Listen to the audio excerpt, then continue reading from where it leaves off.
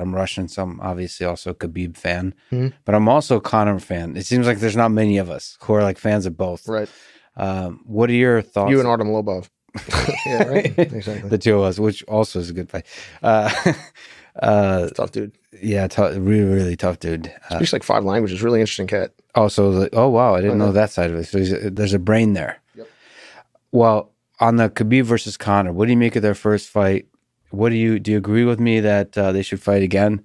Because I think it would be awesome if they fought again in Moscow. And do you agree with me? I'm just going to say things that piss people off, but I believe is that Conor actually has a chance to beat Khabib. One, Conor absolutely has a chance to beat Khabib. Conor has a chance to beat anyone that he steps into that ring with, and not just like a mathematical chance. You're like, oh, 1 of the billion, but like, you know, like he absolutely. It's funny because I won't pretend to know Conor really well, but I first met Conor in 2010 when I was teaching a seminar in at Straight Blast Gym Ireland in Dublin, and that's actually where I first met all of the coaches that ended up being on Conor's team. You know, John Kavanagh, Owen Roddy, Gunnar Nelson, you know, so I enjoyed being on Ultimate Fighter and being on Uriah Favor's team and getting to train with all the guys there. But at the same time, the people that I knew better were actually the European side, all of Conor's coaches. That was a neat thing because I met Conor. I didn't know who Conor wasn't Conor at that point. Yeah, that was before his UFC debut. Oh yeah, well before. Yeah. I think he got in like 2014, maybe something like that. Yeah, and anyway, but he was doing well in Cage Warriors, winning the titles there. I think prior to that, you know, I remember seeing him on the show, and also then getting to see him train because I competed. I was initially slated to fight David Tamer for the Ultimate Fighter finale before getting put in to fight Artem for the title for the show.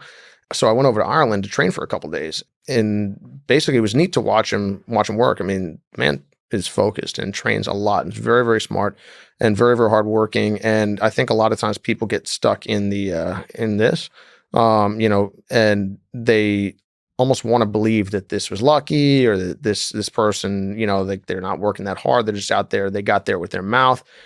And that's just not the case. And, you know, I don't know what it's like. You know, obviously Conor's very well off right now, and I don't know how seriously he's training, what he's doing. I can't speak to any of that.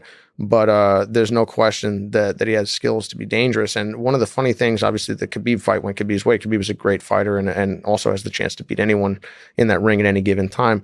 But there was a Conor, you know, it's he can put anybody away. And as you mentioned, I think that he doesn't get the credit for the Eddie Alvarez fight. He doesn't get the credit for the Jose Aldo fight because it was almost so much of a letdown. I remember that happened the same weekend that I did the Ultimate Fighter finale. And you're like, oh, wait, what? Yeah. It almost doesn't feel like a fight happened. Yeah. But we mentioned Miyamoto Musashi. I mean, Musashi was famous for the way he poked and prodded at people with what he was doing, whether overtly or not. It's like, oh, we're supposed to fight to the death and, you know, at 3 p.m. tomorrow. Great. 4 p.m. rolls around. I'm just not there. 5. I mean, you remember all the antics and nonsense that Conor was pulling prior to that. Like, speaking personally, it's not something I would feel comfortable doing. But it's like everyone's different, and the effect that it had on Jose was, I mean, beyond evident. When was the last time Jose started the fight with leaping left hand, leaping right hand? You're like, wait, what? And then he was obviously, you know, living rent free in Jose's head at that point. And that was a combination of psychological, you know, ability and wherewithal, and then physical. And it reminded me of the way Muhammad Ali would bother people and whatnot. And the fact that he's a polarizing figure, I think makes some people not give him his due. And then at the same time, sometimes certain fans maybe go overboard. But remember the knee that Ben Askren got knocked out with by Masvidal. I mean, that was an amazing, unbelievable thing, but 3 inches to the right or 3 inches to the left, I guess whichever side his head wasn't. Now, could have been squarer. Yeah. But and that fight starts with Ben Askren on top of you in the first 5 seconds. Yeah. Well, Conor ran and threw a knee just like that at Khabib, and Khabib got right around it. That could have easily gone the other way. Can you imagine what would have happened if after coming back from boxing, after coming back from the Mayweather fight, Conor rocks Khabib in the first 10 seconds it's over, and you're like, he would, yeah, it would have been intolerable. Yeah. But basically, yeah, like, you know. No, but see, here's the thing. Let me actually push back slightly. I mean, to the fans, correct me if I'm wrong, but Conor seems to, because I've competed a lot, and like there's a tension, there's a negativity sometimes depending on the opponent, and there's a respect afterwards that happens. Like when you understand that there's a deep like respect and almost like love for each other. Mm-hmm. Like I always seen that in Conor. Like all the trash talk afterwards. Yes. There's it's a subtle thing. You can't always see it, but there's a respect. Like I agree. And like that, I almost on the Khabib side, I almost feel like Khabib really took it personally. He didn't. He lost the respect for Conor.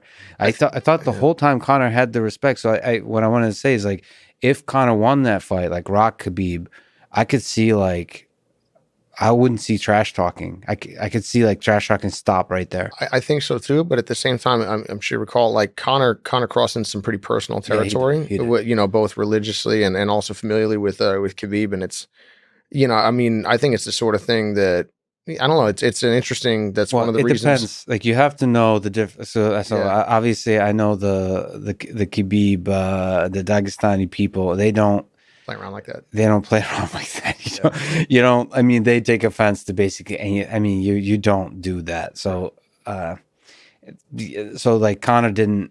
Maybe he did it on purpose, or maybe he wasn't even just aware Totally fair. of There's cultural differences of the box he opened. Yeah. Like you can talk to Floyd Mayweather. You can go anywhere with him. You can say the most offensive things, but with with Khabib, there's hard lines. It's hard lines.